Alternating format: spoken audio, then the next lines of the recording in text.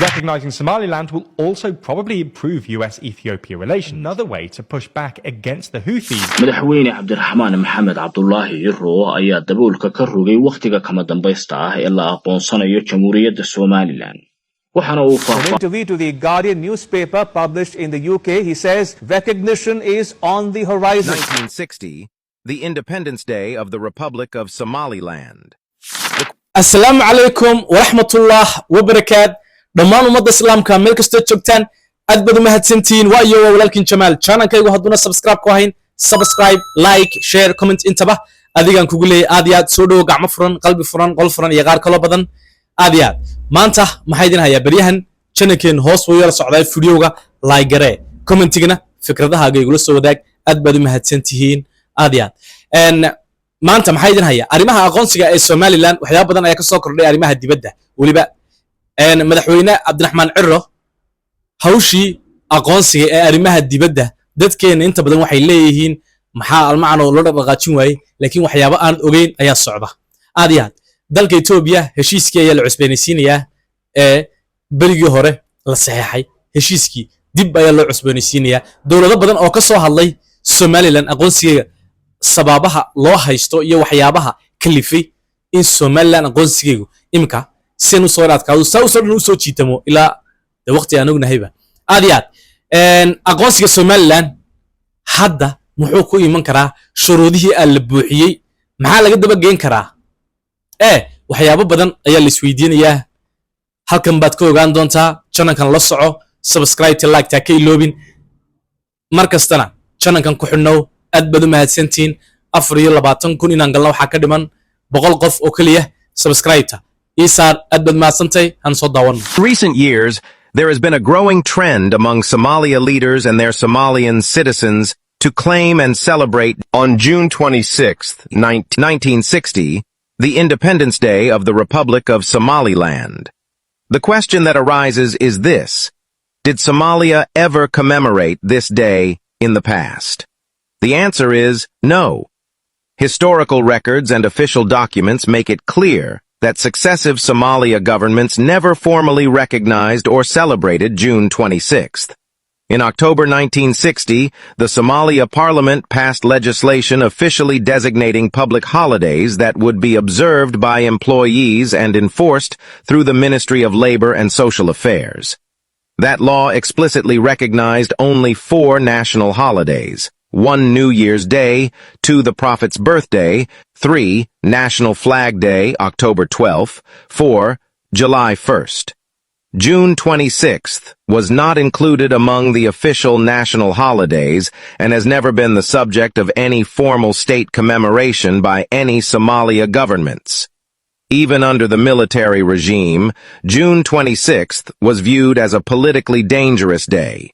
In 1984, students in Hargeisa organized a commemoration of June 26th, the anniversary of Somaliland's independence from British colonial rule. The military government interpreted this act as subversive and anti-unionist. Then students who organized the event were accused of inciting unrest and promoting anti-union sentiment. They were subjected to harsh reprisals, including arrests and intimidation. This is a clear evidence that both the civilian and military governments of Somalia explicitly opposed the commemoration of June 26th. It was part of a broader effort to erase all historical references that pointed to Somaliland's former independence and distinct identity. So why now the sudden celebration of June 26th by Somalia? Somalia's claim over June 26th is driven by its fear of the undeniable truth: that Somaliland was a sovereign, independent state before entering the ill-fated and illegal union with Somalia on July 1, 1960. To undermine the legal foundation of Somaliland's current claim to independence, Somalia has resorted to creating historical confusion, attempting to erase or obscure the facts surrounding Somaliland's original sovereignty on June 26th. The goal is to portray Somaliland as a secessionist region rather than a sovereign state reclaiming its independence. This revisionist narrative is intended to weaken the legal argument that Somaliland did not secede from Somalia, but instead withdrew from an unratified union that was never legally binding under international law. According to international legal standards, Somaliland has maintained state continuity, not declared a new state. It regained full control over its territory in 1991 and reasserted the independence it had rightfully achieved on June 26, 1960.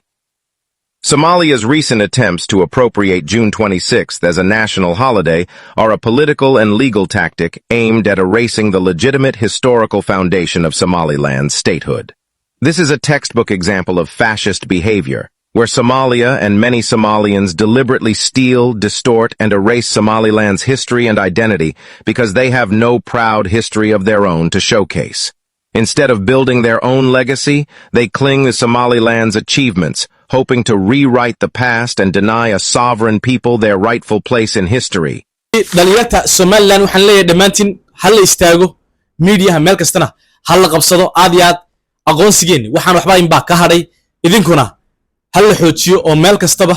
hal la istaago han laga doodo arimaha meesha yaala aad iyo aad waxaan sii daawanay wali fureeda madaxweyne cabdiraxmaan maxamed cabdullaahi ciro ayaa daboolka ka rogay waqtiga kama dambaysta ah ee la aqoonsanayo jamhuuriyadda Somaliland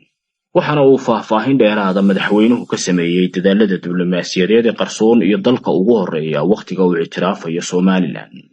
madaxweynuhu waxa uu intaasi ku daray wadahadal hoose oo ay yeesheen madaxweynaha waddanka Mareykanka Donald Trump iyo natiijadii ka soo baxday gorgortanka Hargeysa iyo Washington waraysi uu siinayay madaxweyne cabdiraxmaan maxamed cabdullaahi ciro wargeyska The Guardian ee laga leeyahay boqortooyada midowday ee waddanka Ingiriiska ayaa waxa uu kaga hadlay diblomaasiyadda iyo siyaasadda arrimaha dibadda heerka ay marayso iyo rajada ay ka qabaan in Somaliland la aqoonsado iyo waqtiga ay filayaan waliba in Somaliland ay heli doonto aqoonsi caalami ah goorma ayaa dalka ugu horeysa aqoonsan doona goorma ayaa si adduunku isku raaci doona madax bannaanida jamhuuriyadda Somaliland su'aalahan ayaa lagu weydiiyay madaxweynaha waraysigaasi The Guardian oo ah wargeysyada ugu waaweyn dunida ayaa waxa uu si weyn uga faallooday Somaliland waxa ay tahay halka ay ku taalo oo istiraatiijiye iyo sida haatan dunidu ay ugu baahan tahay waxaana ciwaan looga dhigay warbixintan madaxweynaha Somaliland oo sheegay in aqoonsiga waddanka Mareykanku uu soo bixi doono kadib wada hadallada madaxweynaha waddanka Mareykanka Trump madaxweyne ciro ayaana cadeeyay in madaxweynaha Mareykanka ay ka wada hadleen aqoonsiga iyo damaca uu waddanka Mareykanku leeyahay taasi oo wada hadalladu ilaa iyo haatan ay socdaan balse marka ay dhamaadaan uu ku dhawaaqi doono madaxweynaha waddanka Mareykanku inuu aqoonsaday jamhuuriyadda Somaliland madaxweyne cabdiraxmaan maxamed cabdullaahi ciro ayaa waxa kale oo uu daboolka ka rogay in ka badan 13 waddan oo ah wadamada Carabta inay diyaar u yihiin Somaliland aqoonsigeeda taasi oo ay sugayaan dalabka diblomaasiyadeed ee gaashaanbuurta ku midaysan inay Somaliland aqoonsi caalami ah hesho xaqna u leedahay buuxisay shuruudihii dawladnimo oo ay waliba goob istiraatiijiye ku taalo oo caalamku aanu ka maarmi karin waraqayaasha dhinaca diblomaasiyadda geeska ayaa sheegay wadamadaasi inay horkacayaan Imaaraadka iyo Itoobiya kuwaasi oo heshiisyo waaweyn ay ka dhaxayaan Somaliland wadamada Somaliland aqoonsigeeda ku dhiiranaya ee kacdoonkan ku soo biiraya ayaana maalintii ka dambayso kor u sii kacaya madaxweyne cabdiraxmaan maxamed cabdullaahi ciro waraysigiisa sii wata ayaa waxa kale oo uu daboolka ka rogay sanadkan 2025 in Somaliland ay sugayso waddanka ugu horeeya inuu aqoonsan doono kanina waxa uu noqonayaa hadal sal ballaaran marka loo eego dhinaca diblomaasiyadda hadalka madaxweyne ciro ayaana ka markhaati kacaya inay hayaan layn ku xidhaya libinta Somaliland iyo sidii ay aqoonsi caalami ah u heli lahayd madaxweynuhu waxa uu sheegay waddanka ugu dambeeya xilliga uu aqoonsan doono oo ah sanada 2028 oo ay Somaliland kursi ku yeelan doonto qaramada midoobay caalamkeeduna waxa uu xilliga ka dhex baban doonaa in ka badan 190 waddan saddexda xaqiiqo ee waraysiga kan uu madaxweyne cabdiraxmaan ciro ka qaaday wargeyska The Guardian ayaa waxa koow ka ah in wada hadallada Somaliland iyo u socda waddanka Mareykanka ay najax ku dhow yihiin sida oo kalena heshiisku yahay marka ay wada hadalladaasi dhammaadaan in uu ku dhawaaqo aqoonsiga madaxweynaha waddanka Mareykanka Trump. Laba, in ka badan 13 waddan oo waddamada Carabta ah ay diyaar u yihiin Jamhuuriyadda Somaliland inay aqoonsadaan, kaasi oo yahay heshiis diblomaasiyadeed oo ay xulafada tan kacdoonka aqoonsiga Somaliland ku midaysan isku ogyihiin. sidoo kale madaxweynuhu xaqiiqada uu waraysigaasi daaha kaga qaaday ayaa ah in 2025 waddanka ugu horeeya uu Somaliland aqoonsan doono, 2028 ay ku yeelan doonto kursi qaramada midoobay oo uu calankeedu ka dhex baban doono. muddadaas 6 bilood ku sii siqaysa ee ay xilka haysay xukuumadda Cabdiraxmaan Maxamed Cabdullaahi Cirfana, waxa uu noqonayaa kani warkii ugu weynaa ee diblomaasiyadeed